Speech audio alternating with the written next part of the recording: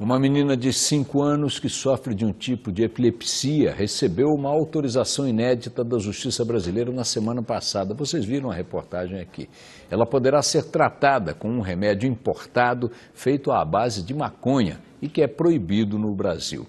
Esse uso medicinal da cannabis, como se chama maconha, o nome científico da droga, a polêmica da legalização e o tráfico também, o risco de dependência, enfim, todos os assuntos relacionados a esse universo são alguns dos temas da nova série de reportagens especiais do Jornal da Band, que começa hoje.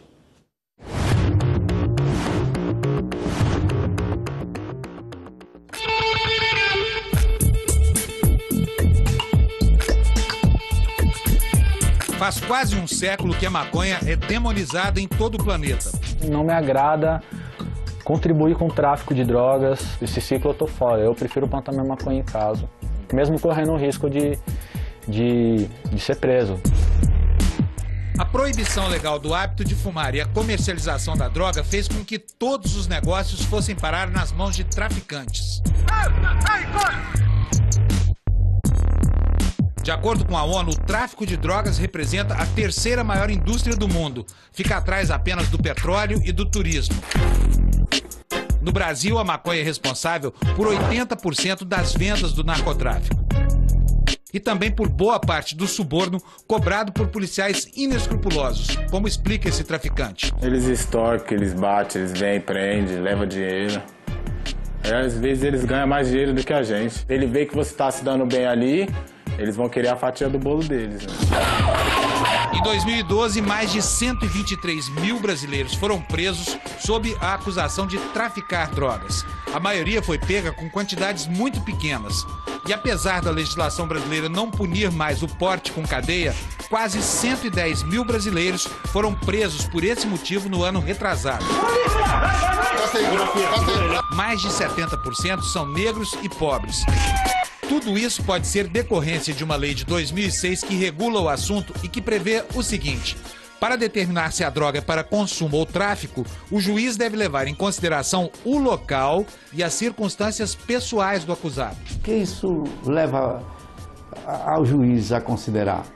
Se ele for pobre, preto e morar na favela, as condições sociais, né? E os fatores pessoais vão levar à condenação. A guerra às drogas, declarada em 1971 pelo presidente Richard Nixon dos Estados Unidos, constitui uma das mais longas e sangrentas campanhas militares de toda a história da humanidade. America's public enemy number one in the United States is drug abuse.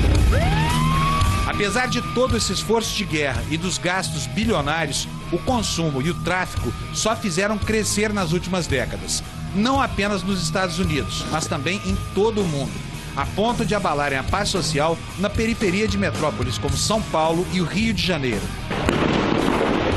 Julho de 2011, enquanto o mundo todo começa a descriminalizar e regular a produção, o consumo e a distribuição da maconha, o Brasil ainda trata desta forma os jovens que pedem para discutir a proibição. Algumas semanas depois, o Supremo Tribunal Federal reconheceu que as marchas não fazem apologia à droga, dizem respeito à liberdade de expressão e autorizou as manifestações. O que poucos sabem é que a droga chegou ao Brasil junto com Pedro Álvares Cabral, graças ao cânhamo, a planta da maconha usada para a fabricação de fibras e de tecido e papel. A indústria naval tinha no plantio do cânhamo um dos seus insumos fundamentais. Toda a corda e toda a vela dos navios era feita com cânhamo, que é a única fibra que resiste, né, à água do mar. Além do uso também como fonte de azeite, que servia para iluminação, e como fonte de alimento, tanto humana como animal. A maconha estava em todo lugar. Era vendida até mesmo como remédio contra asma e bronquite, até começarem as proibições. O Brasil foi um dos primeiros países do mundo a adotar uma lei para restringir o uso da maconha. Em 1830, a Câmara dos Vereadores do Rio de Janeiro criou a chamada Lei do Pito de Pango. Ela impedia a venda em estabelecimentos comerciais e o uso da maconha em locais públicos. Impunha uma pena de 3 dias de cadeia para o negro que a fumasse e uma multa ridícula para os comerciantes brancos que a vendessem de apenas R$20 mil.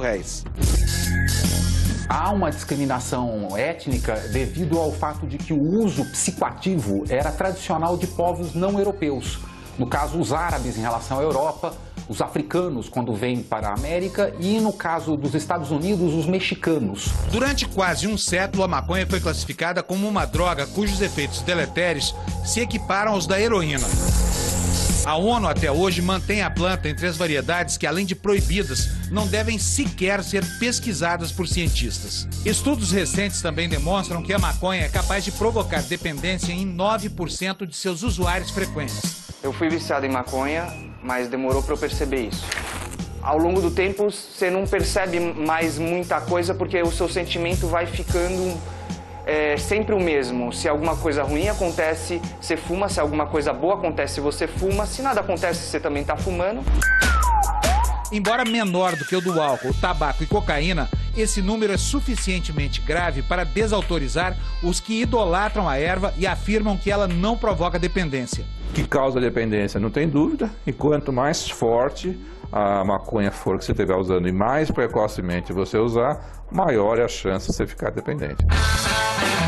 Os Estados Unidos são o país onde os estudos sobre o assunto mais avançaram, assim como a tolerância ao uso recreativo.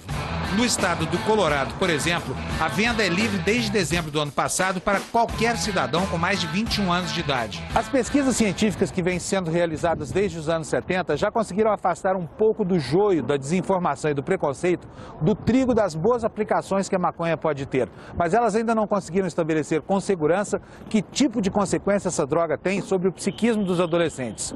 Todos os especialistas consultados pela reportagem da Rede Bandeirantes foram unânimes em afirmar: na dúvida, é melhor manter o seu filho bem longe dessa droga. A pesquisa que justifica essa suspeita é de uma universidade da Nova Zelândia. O estudo afirma que a maconha pode reduzir o QI dos adolescentes que fazem uso precoce da droga. As sequelas, de acordo com esse trabalho, são permanentes. Qualquer droga que se use nesse período de intenso desenvolvimento cerebral muda a formatação do cérebro. Adolescentes que começaram o uso da maconha, nessa faixa etária de desenvolvimento, tiveram prejuízo da memória, da atenção, da concentração.